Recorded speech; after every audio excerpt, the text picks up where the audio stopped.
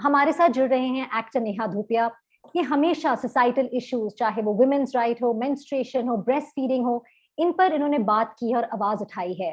Neha, thank you so much हमारे साथ जुड़ने के लिए एंड कंग्रेचुलेशंस एक नए अराइवल के लिए। थैंक यू बहुत बहुत शुक्रिया and thank you for always supporting the right causes. Neha, freedom को फीड को अब 2 साल हो गए, आपने लॉन्च किया था 2 साल पहले वर्ल्ड ब्रेस्ट फीडिंग वीक में। रिस्पॉन्स कैसा रहा है? 2 सालों की जर्नी आप हमारे साथ शेयर कर सकते हैं प्लीज? फ्रीडम टू फीड जो है एक ऐसी कम्युनिटी में, हमेशा कम्युनिटी से ज्यादा एक ऐसी कॉन्वर्सेशन थी जो शुरू की थी मैंने जब मेरी बेटी, मैं लगभग 8 या 9 महीने की थी। और उस वक्त मुझे ऐसे लगा था कि बहुत जरूरी है, अगर मैं जाके बात नहीं करूंगी कि कितनी कम फैसिलिटीज हैं या फिर कितना हमें नॉर्मलाइज करना पड़ेगा ब्रेस्ट फीडिंग को, तो आगे जाके कौन बात करेगा। This is probably the only place where I feel that women in rural areas are way more empowered. Yes. I feel like in so many places हम empowerment की बात करते हैं, तो यहाँ पे तो रूरल एरियाज में और भी ज्यादा empowered है। मैं ये नहीं कह रही हूँ कि वहाँ कोई अंतर है इन सब चीजों में, but it's very uncomfortable when you go out into city life और बीच में जाके आपको अगर आपका आपके बच्चे को भूख लगे या फिर फीड करना है तो बहुत मुश्किल होता है। इसलिए नॉर्मलाइज करना बहुत जरूरी है। और फ्रीडम टू फीड की सबसे अहम बात यह है कि हम ये नहीं बोलते हैं कि अगर कोई माँ ब्रेस्ट फीड ना करना चाहे या कर ना पाए या फिर वो सोचें कि मेरे को कोई और फॉर्मूला देना है, which are also very good in the market right now. I mean, जरूर करिए। इसका मतलब ये नहीं कि आप उतनी अच्छी माँ नहीं है जितनी बाकी माएँ हैं जो दिन में 6 बार फीड करती हैं। बिल्कुल भी नहीं। ये the entire community was started क्योंकि मुझे अपने एक्सपीरियंसेस शेयर करने थे कि मैं बाहर आके बात करूं, उस हिसाब से और कॉन्वर्सेशंस बढ़े। नहीं, एब्सोल्युटली ये जरूरी नहीं है कि मतलब जो जिसको कंफर्टेबल लगता है, लेकिन यस, नॉर्मलाइज करना, ये इस कॉन्वर्सेशन को आगे लाना बहुत बहुत जरूरी है। इनफैक्ट इस साल वर्ल्ड ब्रेस्ट फीडिंग वीक का जो थीम है नेहा, वो है protect breast feeding a shared responsibility. हमारे देश के लिए बहुत रेलेवेंट है क्योंकि कई बार हम कहते हैं ये मदर की ड्यूटी है, पर इसमें इट इज अबाउट सपोर्टिंग, मतलब फैमिली सपोर्ट, चाहे वो पति का हो या पिता अगर हम कहें, या पेरेंट्स, इन लॉज, बहुत जरूरी है सब सपोर्ट करे माँ को। जी बिल्कुल, क्योंकि वो कहते हैं कि जो अगर किसी को बहुत बड़ी पनिशमेंट देनी हो ना, तो उनकी जो रात की नींद है वो चुरा ली जाए, तो फिर वो उसको इतनी इंसान को असुविधा होती है और इतनी दिक्कत होती है कि उनसे आगे जाके पूरे दिन कुछ नहीं होता है। तो अब एक माँ के बारे में सोचो जो 1 साल तक या 1.5 साल तक या 2 साल तक हर रात 3 बार उठे या 2 बार उठे अपने बच्चे को देखने के लिए। I really feel that she needs a lot of support ना, वो चाहे वो अपने पार्टनर से या अपने पति से या अपने इन-लॉज से या पेरेंट्स से, किसी से भी, घर के जो आसपास है जो आप कंफर्ट जोन में हैं, उनसे जरूर मदद लीजिए। एंड आई फील, जैसे आपने कहा, it's shared responsibility. Equal parenting एक इतनी अहम कॉन्वर्सेशन है जो पिछले 2 सालों से चल रही है। This is the time to show it.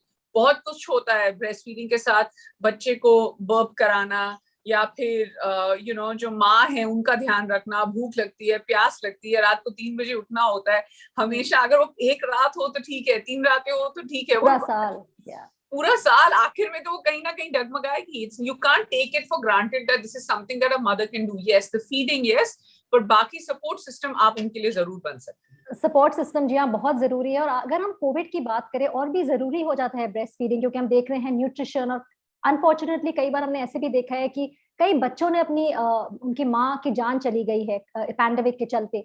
लेकिन बहुत सारी महिलाएं आगे आई हैं, सपोर्ट किया है, चाहे वो मिल्क बैंक्स के थ्रू हो। इसके बारे में आपका क्या कहना है? एज अ कम्युनिटी हम किस तरह हेल्प कर सकते हैं, खासकर इस मुश्किल अनप्रेसिडेंटेड टाइम्स में?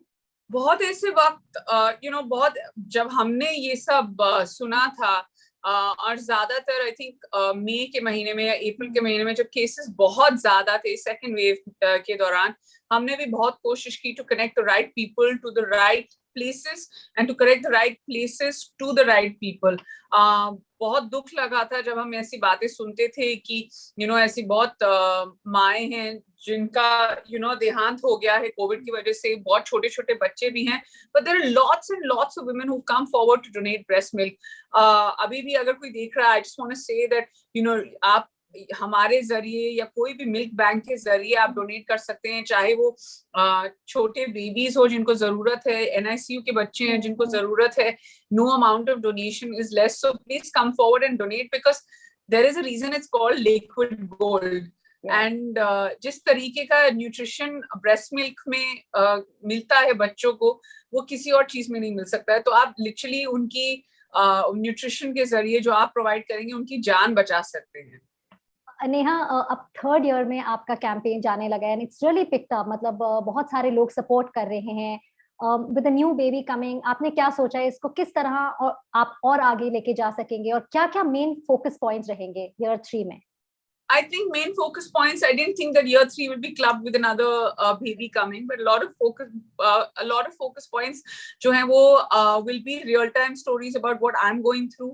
क्योंकि जो आप experience कर रहे हैं वहाँ पे आई थिंक पूरे देश में, पूरी दुनिया में ऐसी न्यू मॉम्स हैं जो ऐसा एक्सपीरियंस कर रही हैं. कई बार ऐसे होता है कि वो खुद बात नहीं करती हैं, खुद वोकलाइज नहीं करती हैं. I want to give women and new moms the ability to vocalize what they're going through, because it's a sometimes it can be a really dark, lonely spot.